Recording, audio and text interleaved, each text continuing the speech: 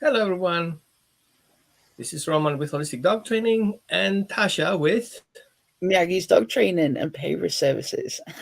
So, um, I'm just threw it right in there. Why are we here talking about ableism in regards to people with disabilities? You look normal to me, That's the thing because we look normal and we right? may even sound normal, but even within the force free community, we're being attacked essentially over mobility aids because that's what it comes down to. If you use a Why? wheelchair, What's wrong with your mobility? You look normal to me. well, if you use a wheelchair or a walking stick, crutches, you've got an assistance dog or a service dog, then you are different. And because you're different, you are automatically undermined in the community. Why? And You have if a wheelchair? sorry, You have a wheelchair? yep, I've got a wheelchair. I wouldn't know that because I look just in an image. I just Yeah, take an imprint of what you're talking about and what I see without seeing your environment. yeah. That's it, isn't it? You take it at face value, whereas other people don't. And then the other problem is like people see a wheelchair and it's automatic dismissal because that's what people have been trained to see by the media. So our title today is Battling Ableism in Dog Training Industry. What's so special with it? First of all, I had to Google it in the beginning. I'm English is not my first and not my second, maybe my third language plus minus. What is ableism? It doesn't the word doesn't tell me anything. I mean now it does, before it didn't. So with your words, what does it mean? Okay, so ableism basically means the prejudice towards a disabled person. So disabled people had to experience a lot of negative fallout from able-bodied people. So that's where the term ableism comes from because Oh, it's it's the the reverse expect of gotcha. exactly it's the expectation from able-bodied people put onto disabled people. So a classic example we can see from this, which everyone can identify straight away, is the Nazis and the extermination of disabled people and the experiments done on disabled people because our lives were seen as less. Well, people will wonder, Roman, what's wrong with Roman? I see him rocking around all day like with dogs. He's just fine. Well, not really. I'm dyslexic and I have ADHD. I really struggle. I was on medication. I was able to get off the medication. I got the rage. I couldn't be on medication because I didn't feel well. And I have complex trauma. Do I have a disabled parking lot? No. Am I normal? No. I struggle in going to the shopping center. If I don't have a list with me, I will not be able to shop. And if I have the list with me, it's likely I'm going to forget it in the car, right? Which means some people will email me, will be upset about me because I didn't reply to their emails because I literally forgot it what I told them 5 minutes ago. People Mhm. call me, tell me, hey, it's John, blah, blah, blah. By the end of the phone call, I don't know who it was. It's not a physical disability, it's a Mhm. brain disability, and I cannot walk around it.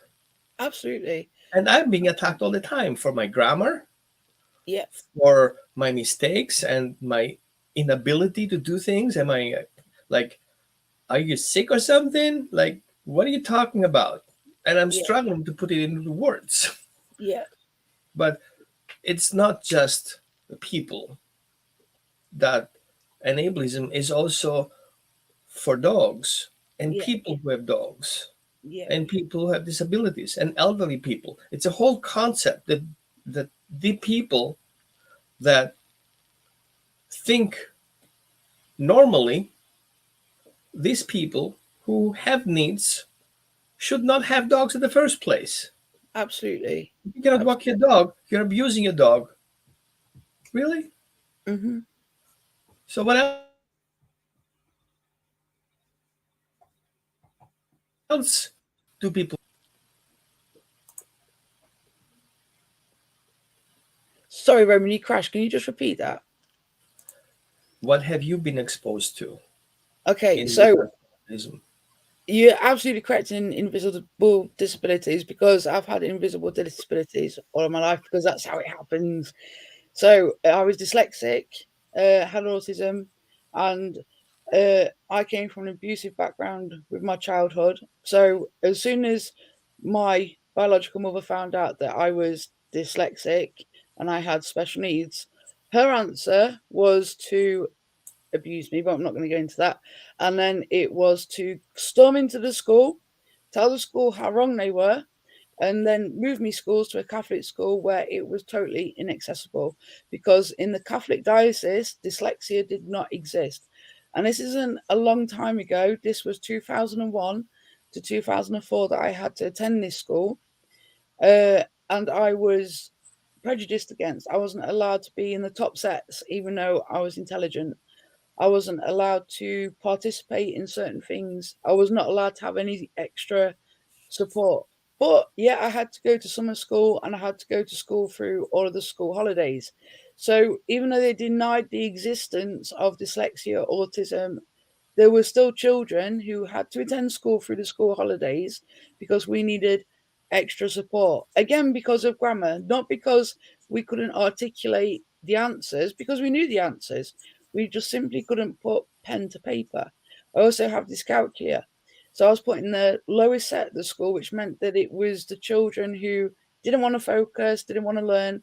So, of course, I was lumped into the same category of this child doesn't want to learn, whereas I desperately did want to learn.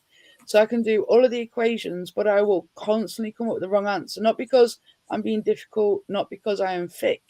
It is literally because that is how my brain is wired to be.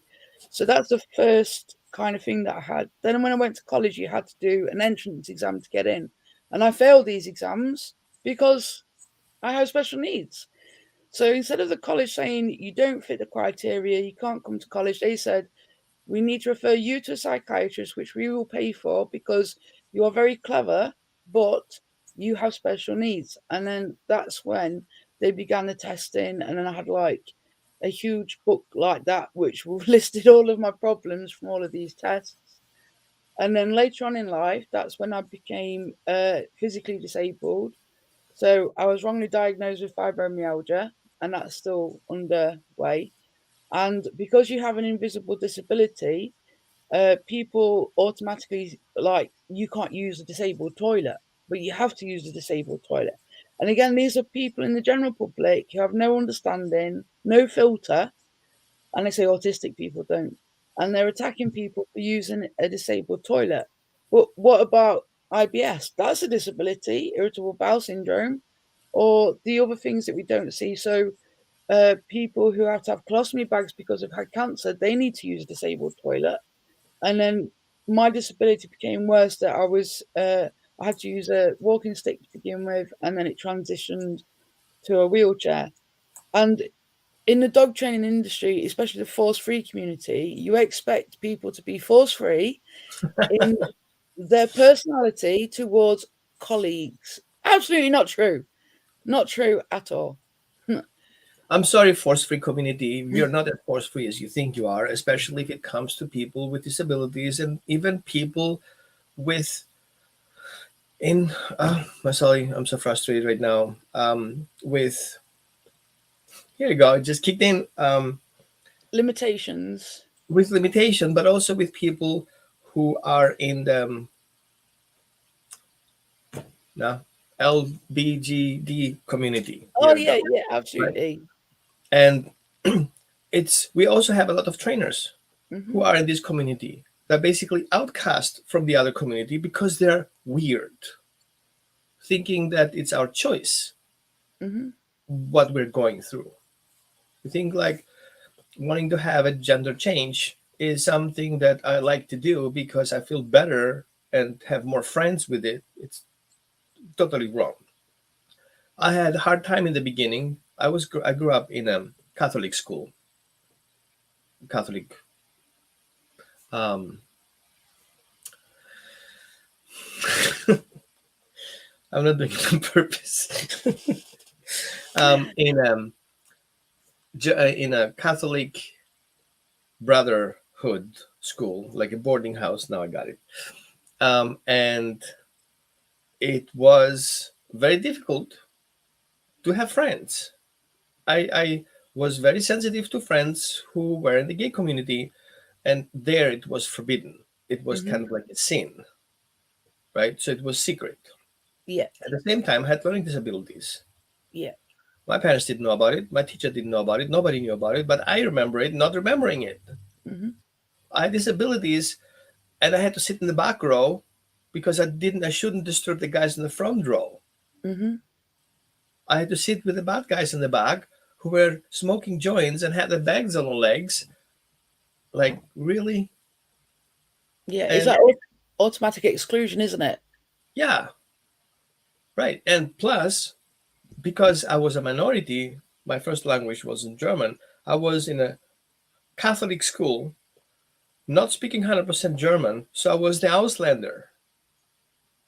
Because I looked like an Austrian, but I didn't speak like an Austrian. Everybody who knew about where I'm coming from, all of a sudden it becomes the Auslander, like the guy from Mm-hmm. the other country, in your own country. I Mm-hmm. cannot imagine what you're feeling through being you. Mm-hmm. And the worst thing is that your credentials in the dog training industry is longer than my toilet paper roll. Like, what is that for? Why Yeah. don't we see the abilities on people instead of looking at the disabilities? And it bleeds also in the training industry in the dogs. We Yeah. see the dog having a certain behavior and we disable him from the top. Yeah. We see a Absolutely. trainer coming up with a different approach, and because it's not ours, he's being disabled. Oh, he doesn't know what he's doing. Oh, Mm-hmm. especially, yeah, well, she's in a wheelchair. How can she do the right job? How Mm-hmm. can she call the dog back? How she can be in timing with that? She shouldn't have a dog in the first place. She shouldn't be a trainer in the first place. Mm-hmm. This Absolutely. is this is wrong, and I feel the problem is where exactly facing those invisible barriers because we're facing them all the time. Absolutely. Absolutely. The thing is, people want to ignore it as well. So, like you said, for yourself, Linda Michaels, MA, and other people, when they see my qualifications, they all say the same thing. They're astonished, and like you guys convey that you're super proud, and that's a nice feeling for me. But then when you look at me within the industry and how people perceive me and look at me, I'm not classed as a giant. Nobody comes to me for help or guidance or anything like that. If they do, it's via inbox. It's never public. And that's not always because it's a private matter or it's a private situation.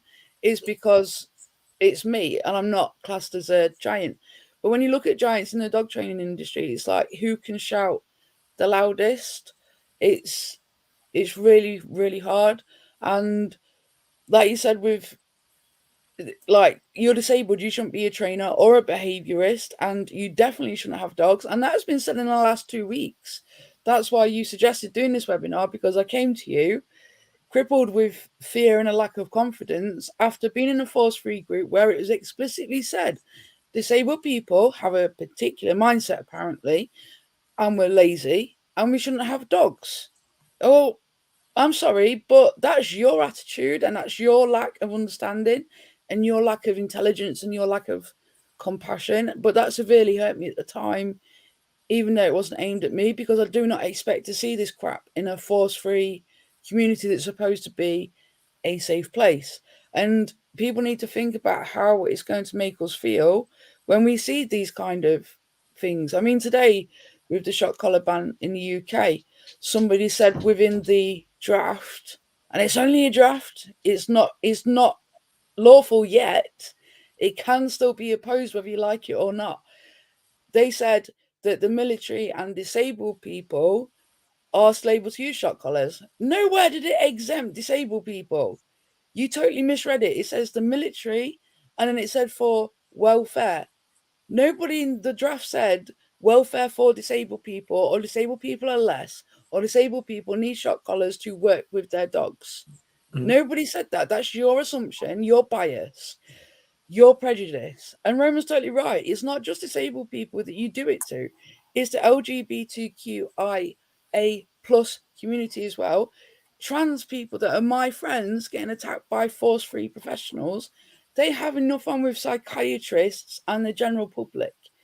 With force free colleagues, they should be supported and respected and empowered, because it isn't just that they're want to be in a different body. It's not about that. They feel they was born into the wrong body, and it's time that you sat up and listened to them and listened to disabled people instead of speaking for us and making very blanket assumptions about us and our abilities. Because trans people are extremely brave and extremely courageous to come forward and say, hey, I am in the wrong body. I feel I need life altering surgery to be the person that I was meant to be. And then think about how that person has struggled for all of these years, keeping this a secret, having to hide their identity and who they are. It's disgusting. And why? Because people won't accept them for who they are. And I've seen force free trainers blatantly put up posts taking the Michael out of trans people and then deliberately dead naming them or misgendering them. And that's extremely hurtful and disempowering, just like you do to disabled people. And it doesn't matter if it's an invisible disability or a physical disability, it's not for you to pass judgment on. I was not better than these people Mm-hmm. a few years ago. I can blame myself for not educating myself, for not reading up on that, even though I had friends. I had friends because I saw the friend in that person, but I didn't understand what they were going through, right? I was thinking people who buy Benetton clothes are weird. They want to show off. They pretend to be so they can show off, which I come from a community very close minded. If I don't see my church, I'm in a foreign country kind of thing, Mm-hmm. right? And if you don't speak my language, then you're an alien kind of thing. Mm-hmm. And if you don't have my religion, then you're different, right? And so coming from that brainwash and lack of education made me think a certain way. Mm-hmm. It took me a lot of effort to wrap my mind around that. A, I was wrong, and B, I can totally include all these people for who they are and what they do and how they do it. Mm-hmm. And the reason sometimes I like working with people with disabilities, even though sometimes it's very complex, sometimes I cannot recognize what exactly they're struggling with. I have always to be conscious that, hey, Mm-hmm. there is a restriction. Okay. The person needs a ramp. He cannot just go to the staircase, or the person cannot just squeeze the clicker. You have to come up with a backup plan. Mm-hmm. But I'm not experienced to that extent, so I can help those people. So I have to refer them out. Yeah. Is it wrong thing for those people? No, this is the right thing for those people to be referred out. Yeah. I need to just more educate myself. As a Yeah. trainer in the training industry, you have to educate yourself and you have to be up to speed with that. Now, of course, I'm get very frustrated if I see, for example, trainers and people with disabilities using shock collars and prong collars and aversive tools because of the convenience. But I would like to talk about that because sometimes we think it's convenience, Mm-hmm. but sometimes it's inability. The person is Mm-hmm. unable to hold the leash. The person is unable to control the dog. And then we can jump easily to the bandwagon and says, well, you shouldn't have a dog like that. But he Mm-hmm. needs a dog like that. He needs a dog who is big and strong and have this mobility and service support and emotional support. Mm-hmm. Now, if you're confronted with those cases where a person says, well, if I don't use a prong collar, I will not be able to handle my dog. If I Mm-hmm. don't use the shock collar that a trainer recommended to me, I wasn't able to do anything with my dog. My dog is better now. Mm-hmm. What's going on in there The from your problem perspective? is that people aren't educated enough or skilled enough, because that's what it comes down to help these people. And when people say that they've been failed by R plus training, I don't doubt it. I don't think these people are trying to be malicious on purpose. I don't think they're trying to be awkward or difficult. We've got to remember that not everybody is created equally within the dog training industry. And we've got to remember not everybody's going to have the same mechanical skills, the knowledge, or the know how. And also, if you're approaching people straight away with disabilities with the mindset and attitude of you shouldn't have a dog in the first place, you're not going to help. Subconsciously, you are going to set this person up to fail. You will fail that person and they will feel failed. This is where, like on my YouTube, I show myself walking my dogs hand free on a True Love harness with a double clip lead, no aversives, don't need to. They are big, powerful dogs, and they could pull me over if they wanted to. When you show them that this can be done, it changes the mindset. When you keep telling them and talking at them, you don't engage into a conversation. The same way you don't engage in a conversation with your dog, because your dog doesn't understand what you're saying, and a disabled person doesn't understand what you're saying, or in a person in a protected community, because you've shut them down straight away. That's the problem. So if people are using prong collars or shock collars because they feel disempowered, ask yourself why. Don't attack them. Be compassionate, because being compassionate costs you a lot more than it does to be unkind. But the problem is when you're unkind, you walk away and you've left that person. You don't know the damage that you've done to them. You don't know if they've picked themselves back up off the floor again. Chances are they haven't. And they're just going to keep on using that prong collar and that e-collar alone and not ever use a professional again because you caused that. Your attitude caused that. I agree with it, and I totally empathize. It's I have a question because I struggle with it on my side. Mm-hmm. When I was diagnosed with ADD, I was very angry and very frustrated. I felt injustice in reverse. I got angry at my teachers who didn't recognize it. I was angry at my parents who didn't recognize it. I remember one teacher actually noticing it and had done more classes with me to help me out with dyslexia because I grew up speaking Greek, and then at the same time I had to learn German. My parents were German, my father was German, my mother was Greek, but because I was grown up with two languages, none of those languages I was grown up right. Mm-hmm. So as soon as I was a little bit better in Greek, I was not good enough to attend a kindergarten in German. Basically, people laughed at me that I'm here sitting watching, the how you call these things that you talk with your hands, the Puppets. puppet show, and I didn't know what they're talking about. And actually, the teacher went after me, telling me I shouldn't be here, I should go home. Okay, so I was very angry on my environment, and everybody who wanted to talk to me or say to me something, I was totally defensive. I noticed when I work with people with disabilities, I have to be very careful how I use my words and how I place them and where do I start and the questions that I have to ask. I always feel that defense coming to me and I have to really manage it, not to become aggressive in return. What is your take? Have you noticed that working with people? Yeah, absolutely. Like you said, with your clients and people are being unkind, that's because you have ADHD and you've missed something. That's totally acceptable. So if people adopted the approach of kindness instead and thought, hey, maybe this guy's got something undisclosed that he hasn't mentioned, maybe I should be kind and say, hi, is everything okay? Like I do with you, Roman. Like if we've planned an appointment, you're not there, and then I'll send a gentle reminder 20 minutes later. It's to totally not be hurtful because I get it, I understand. But even if I didn't know that you had ADHD, I would still totally be respectful because that is who I am. And the thing is, like when you are speaking to disabled people and you have disabled clients, you will feel invisible barrier.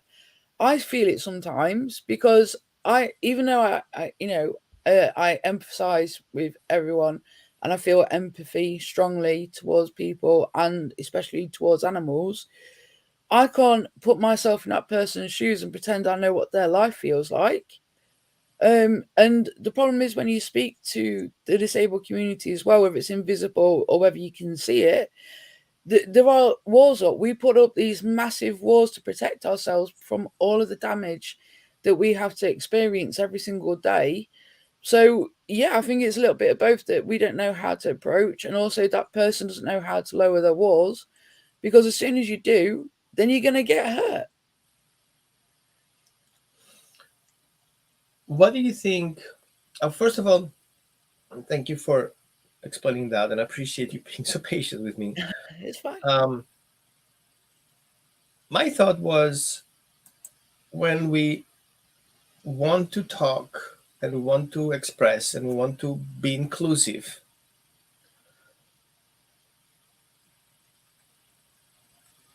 it's not something we're taught in school to be inclusive. It's actually Mhm. quite the opposite. Yeah. Especially in US, it's very competitive. I've never seen such a competition in school that 13-year-old and 8-year-old have to compete with their mates. Who's going to be better? More homework. In Finland, people don't even have homework coming home, and yet they're better in doing things than we do. Yeah. And I was wondering, how can we learn to be inclusive, especially in training? I need that power to be inclusive. Where do I get this power? There's absolutely no excuse today for dog trainers, especially not to be inclusive. So for me, it's really simple. First of all, start practicing kindness. Doesn't cost you a penny. Second of all, you've got the SIT social inclusion team of Into Dogs, and I post that 3 times a week. And I share this from fellow disabled people, and they're sharing their experiences. They're teaching other people how to be and how to communicate with us. It's free. It doesn't cost a penny. If you scroll through social media all the time and you get into arguments, you can definitely go onto the SIT page and learn something 3 times a week, and it's going to take 5 minutes. And also ask people when you speak to your clients, don't assume that they are able bodied, don't assume that they are neurotypical. So this is different again. So we've got neurotypicals and we have neurodivergent people. People like myself and Roman are classed as neurodivergent because human society loves labels. And for those of you that don't have any diagnoses, you are classed as neurotypical. So if you don't feel that you need testing, you don't feel different, you feel that you are classed as a normal person, you are defined as a neurotypical person. For those that do feel different and process the world in a different way, we are classed as neurodivergent. Temple Grandin is the best example of this, and she's awesome. She's faced a lot of adversity all of her life, which she's been very open about. And so it isn't just limited to the smaller professionals, it is also the bigger professionals. And Temple Grandin would not be where she is today if she hadn't kept fighting, which is what we're essentially doing right now. So when you speak to clients, don't assume that they are neurotypical or they don't have disabilities. You need to ask them how they would like to be addressed, because you don't know if they may be going through the transgender process. You don't know if they identify as non-binary. So it's nice to be able to empower your client from the word go. So you ask them how they like to be addressed. Ask them about their pronouns. It's really not difficult. Ask them if they have any disabilities and they need any special adjustments. Because I know lots of dog trainers who are dyslexic. So they are, in fact, neurodivergent, even though they might not identify with this, but they are neurodivergent. So be kind and understand that, when I see posts about clients that it's took 5 times repeating this to them and they still don't get it, do they have a learning disability? Do they have something wrong with them, which means that they cannot learn? And that means that you need to adapt your teaching. I saw a post last night, an infographic that said, study technically and study hard, but when you teach, you make it simple. And to me, that was so, so powerful. We're the ones that need to study hard. We're the ones that need the fancy words and the technical terms, and we're the ones that need to break it down and interpret it. When we're teaching a client, we need to make it as simple as possible. And do not think for one moment, if you're working with disabled clients, they're unemployed and they're not working, because they are totally working. They can be nurses, they can be psychiatrists, they can be counsellors. Jack Straw, who was an amazing MP and in charge of law of England, was dyslexic. These people are amazingly powerful people. They don't fit into the little boxes that is trying to be created for them. You need to ask. Thank you. Yeah. um, I had this experience of making things more accessible when I started working with Texas Juvenile Detention Department. Texas Juvenile Detention Department is a department who has children who are in the prison system and try to get them out. And so they started a program to help children with severe abuse background, and of course disabilities in different ways, to make it out as quickly as possible with as little trauma as possible. So they created an inclusive program where dogs with behavior issues meet children with behavior issues. Dogs with trauma being helped from with children with trauma. And my first conflict was that I was, of course, like going to teach them everything about dog training and dog psychology and trauma and attachments and everything, blah blah. And people were like, "What are you talking about?" That was my first response. Well, what's wrong with you? Why don't you get what I'm saying? It's like English, right? Talk to me. And then I had actually to rewrite my whole program to a level of a fourth grader. And I had a hard time translating some words because I knew to use them, but I didn't know exactly what they mean, so I can use another word instead. So in this little booklet, 60 pages of talking normal, and it's difficult. I paid people to do it, and they couldn't do it. So I had to do it with my wife. Actually, my wife did it. I just helped, with little details. And it had to be in big letters. And I was like, why can't I write in little letters? I can fit more in there. No, no, no, no. It has to be big letters so people can follow with their hands. There should be pictures so people can associate what they're looking at. Simple things like that. It's part of making it more accessible to people. So those booklets go to my clients who have children, who have disabilities as a first thing. Plus, I love Linda's book. I'm hiding it over here. Because even though it's written with small letters, because there's a lot in there, it's helpful. It's helpful because sometimes reading it is easier than hearing it, and sometimes reading is better than looking at it, because some people have hard time understanding the concept. They want to underline it. They want to kind of see the connection. They want to read it again and again and again until it makes sense. So I think in part of the inclusive, I would like to reach out for our people who listening here today to check with that book. It's called The Dog Do No Harm Dog Training. Yeah, I know you have one too. So what? No. For small print like Linda's book, you get overlays for dyslexic people. What? So when these are overlays. So it's just like plastic, hard plastic. Uh-huh. Yeah, like that. And then it's got a line on it there. That's so cool. And then you can follow the text. So as you're reading, it comes down. So for dyslexic people, we can't read on white, believe it or not. Link So in the comments. Yeah, I'll do that. We're gonna put the link in the comments of that book so you guys can have that at home. It's, you know what, trainer or not, smart or not, inclusive or not, everything is in here that you need to know the basics. Mm-hmm. Of course, you can go further than that. And just, I don't know, like 100 pages, like 50 pages at least, are references. It's like a little Bible in here. Plus all these little details, how to do things. Does it tell you exactly what to do with your dog? Does it tell you exactly who you are and your dog who it is? No, it's a book. Okay, it's not a personal assistant. But we're here to help. Tasha can help you. I can help you. And we do things remotely, doing online training. We are experienced. I do this since 2007. How about you? How long are you working with people? About it's over 10 years now. 2014, right? 2013. I was at the kennels before that anyway. So right. And so we have experience to deal with complicated things. Can we fix everything? No. We're magicians, right? We can do magic. Not really. So we are hands-on. We're helping people understand, bring it down to the essential, and then start building it back again. Mm-hmm. Okay, just a little insert. Now, call to action. How can we as professionals be helpful? How can we be more inclusive? Okay. How can we help better?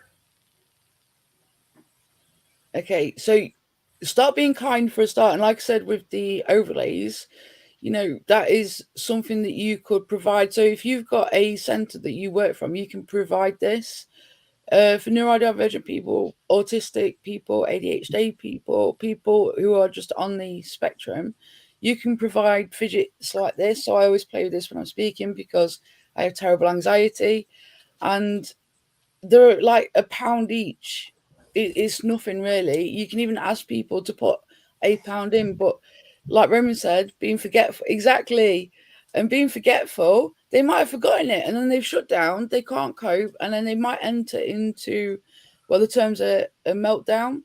And this is when the lights are getting too bright, the colours are too bright, the noises are too loud, and we essentially have a panic attack. We can't cope in the environment anymore. And then you may be stood there thinking that person's being disruptive, they don't want to be here. And that's not the case. Their brain is shutting their body down, just like a dog who is lunging and barking or essentially being reactive. And that's why we identify reactive and anxious dogs so much, because we know exactly how they feel and what it is that they're going through, and that misunderstanding as well. On your website, you can use open dyslexic font if your website has a driver to allow you to. So you can adapt the font. So like in Roman's book, there's big spaces between each letter. You can totally use that. Obviously, you can't use it on Facebook posts, which is really, really annoying. For people with vision problems, you can, when you put an image onto your post, and if you don't want to put image description and then read out the image on the actual post itself because people scroll by when they think it's an essay, you can click the image with the 3 dots at the top on Facebook and click alt text. When you click that, you can put the image description in there for people who can't see very well or if they're blind. So that really helps them as well, because they have apps that do text to speech for them, so they can listen to the post. So be mindful of that for your websites as well. Make sure that that's possible, because you don't want to exclude these people. Deaf people, make sure there's text to speech on your videos. I do it on all of mine, not to be pedantic, but because I'm British, you might not understand my accent. So for deaf, exactly. So for a deaf person, reading text to speech with an English clear narrator like on the telly, that helps people. That becomes inclusive. And yes, it takes a while to edit a video, but I've just totally opened the doors for every single person who wants to watch my video and they want to learn for free. That's a big deal, and that's something that everybody can do, because I don't even understand people's accents in Britain, because we all have different accents according to our areas, and I don't have an accent. You don't know where I belong to, because I don't belong anywhere in England. I've moved around a lot. So remember, it's about accessibility. So people can be blind, people can be deaf. You've got people with learning problems or that are neurodivergent or disabled, and they have different learning processes. And if you do work with a deaf client, look to get an interpreter. It's the law. And you might not even know that that's the law, but you have to supply an interpreter by law. Why should they struggle to lip read and become mentally exhausted because they're trying to lip read because you haven't supplied an interpreter? If you want to be all inclusive, that's what you need to do. And it's the same for disabled people. Ask them how they want to learn, ask them how they best learn.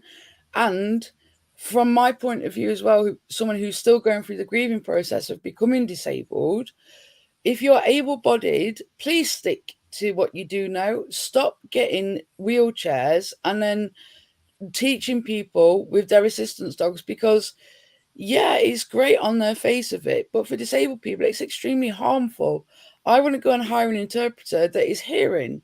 I would hire a deaf interpreter, because that is their community and I'm being helpful to them.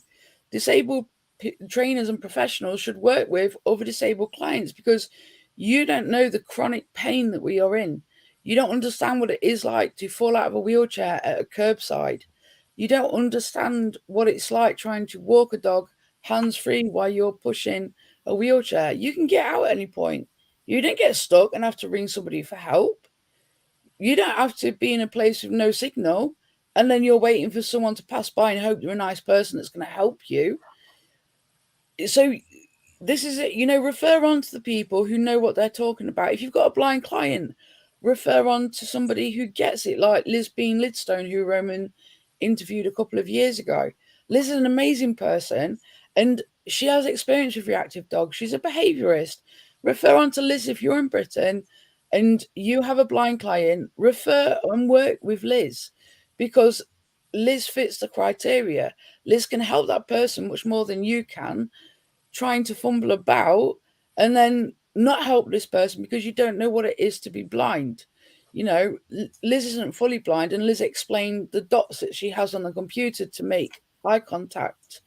So Liz is doing all of these things, and she has all of these tools to help her so that people basically feel more comfortable, because that's what it is. If Liz was all looking up in the corner and I'm doing a webinar with Liz, I don't care. You know, but again, it's disabled people having to make these allowances for people who aren't disabled.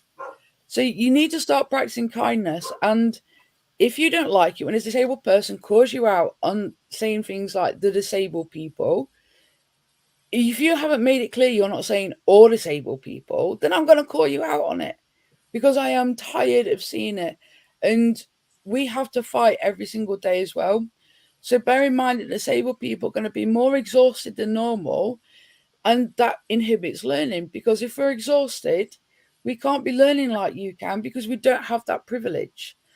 And it's really important that you understand privilege. So when people say white privilege, you know, they are totally right, because a lot of people do have the privilege where you have no disabilities, you have no learning inhibitions, you're not black, you're not from a protected community. And it's important that, you know, we recognise the black community as well. Like Colin was supposed to be here today, and I'm not speaking for Colin, but I do feel comfortable in saying, like, we have to include all of these communities. And in America, obviously with the reservations, let res trainers train their dogs. Did you know that in the statistics there are zero trainers, Native Americans? Zero in the statistics. Yeah, Did anybody ask there? Right? exactly. And Exactly. I mean, Native it, Americans should be entitled to the resources to teach force free, because I had it with somebody in the black community in America where she didn't have access to force free. So I spoke to Nikki at the Pet Professional Guild and got her a scholarship, because she wanted to learn.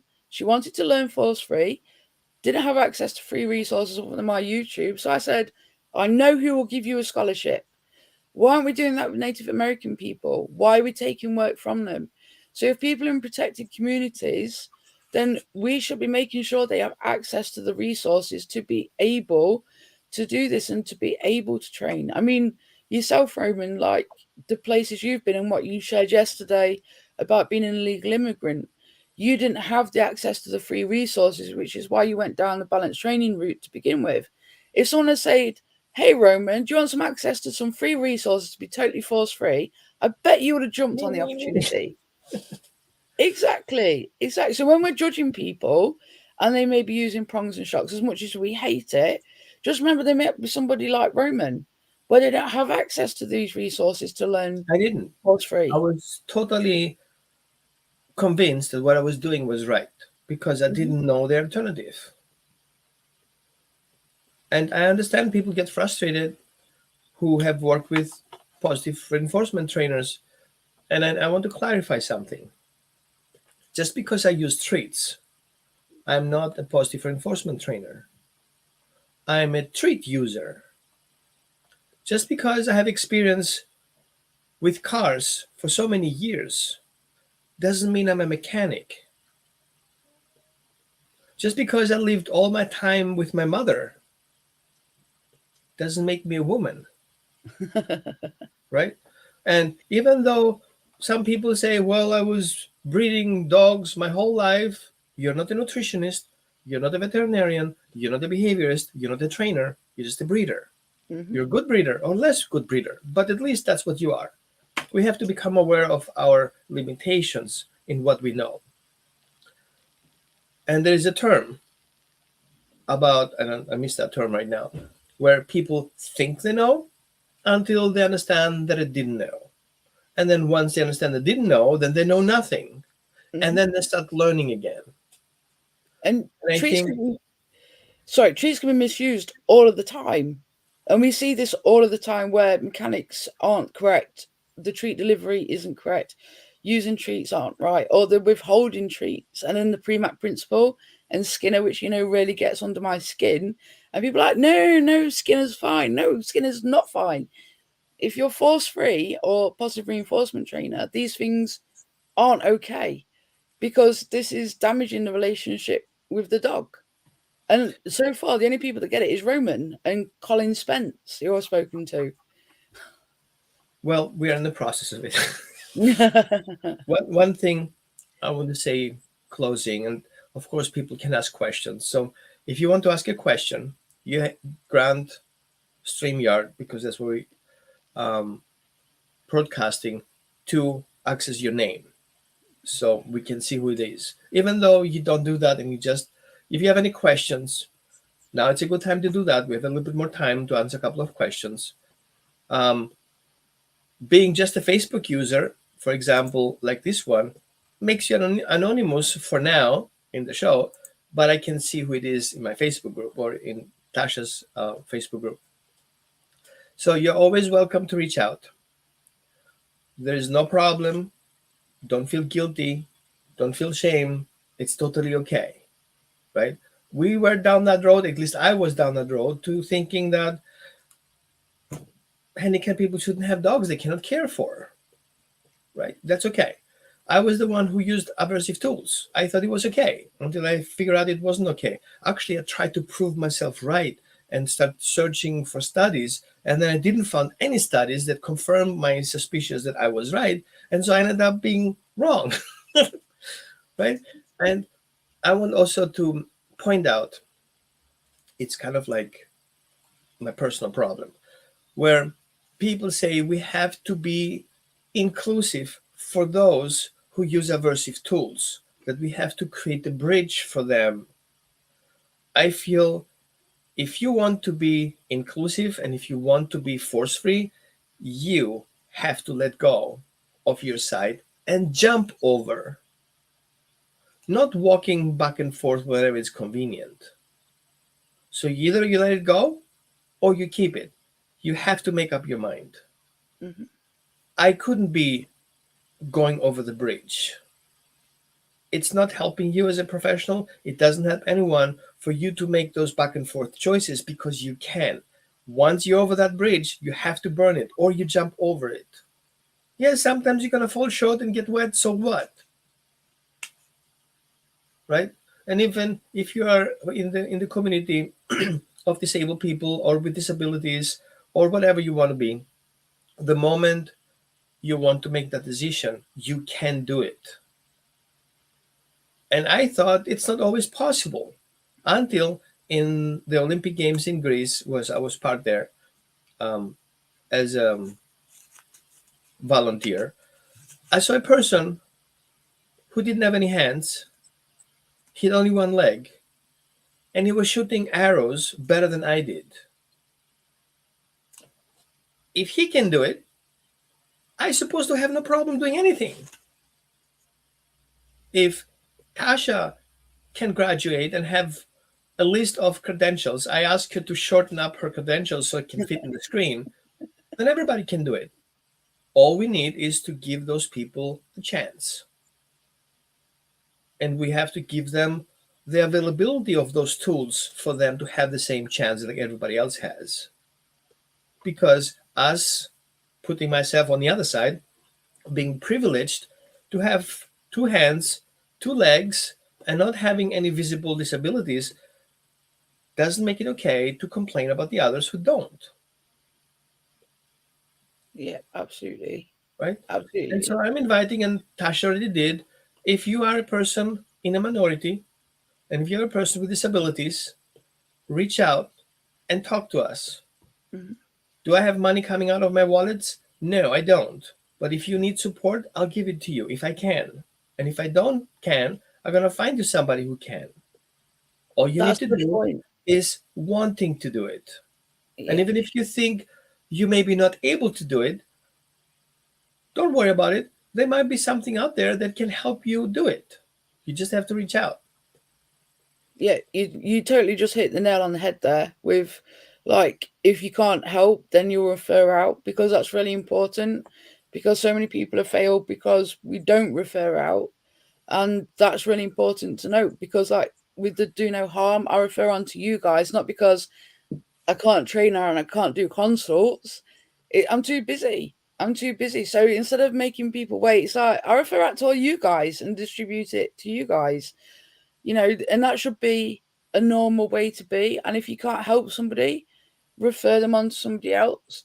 But if you are balanced and you want to cross over, or you want to improve, or if you even want to enter into the dog training world, there are scholarships out there with lots and lots of amazing programs that you can get yourself involved with, and you're not going to be judged, because I can tell you now, most force free trainers that I know and identify as force free were balanced to start with.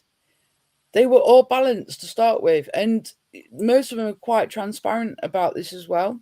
And they shared that they used to be balanced, and it's really important that you know that if you come into our community, not all of us are going to judge you for it and give you a hard time over it. We want to help you, and we want to educate you to be able to do it and to be different. Or if you want to learn about how to be inclusive, reach out and ask. I had someone message me on my personal page, personal Facebook last night, concerning a sit issue. So they don't always necessarily message the page because they know it's me, they're friends with me. So it's like, hi Tasha, can you help me so and so? Like, yes, of course I will, because it doesn't cost me anything to help anybody, and I'll be more than happy to help anybody all of the time. And this attitude of not helping people is what is disabling, and also able-bodied people don't like to say disabled. It's not a dirty word. You D can say word, the D disabled. word. Yeah. When they say, oh, I hate to say disabled, I'm like, why? It's what we are. We've taken that label for ourselves and we say disabled and proud. And we're not people's inspiration. And, able-bodied people need to ask us how we want to be addressed, not flinch at a word because you think it's a bad word that you're going to use with your friends behind closed doors anyway. It's really important that you be as inclusive as possible with language to start with. And if you want to learn, just say, I want to learn. The best teachers are the people that have the limitations, or you see it as limitations, we see it as a gift.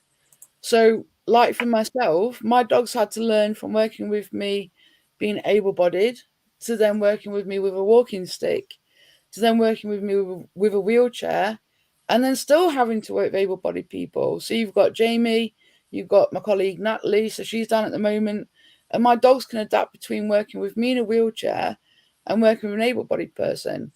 So, to me, that makes my dogs superheroes, because that is extreme intelligence. And if a dog could do it, why the hell can't humans do it? Thank you so much for sharing your stuff today and talking about No it. problem. And I really appreciate you that you got upset. And I'm like, let's talk about it. Mm-hmm. Swallowing down and suppressing it doesn't help either, because some people don't even know that exists. They Mm-hmm. live in their own little bubble, and that's okay. But, well, we're here to bust the bubble. So Exactly. thank you again. If you guys have any questions or comments, put in the comments. We're going to follow it up for a little bit. And of course, yes, you're totally okay to share it. Okay, even anonymous, if you don't feel comfortable, that's okay too. So see you soon for something different at some point. We always have a lot to talk about. Bye. Talk to you soon.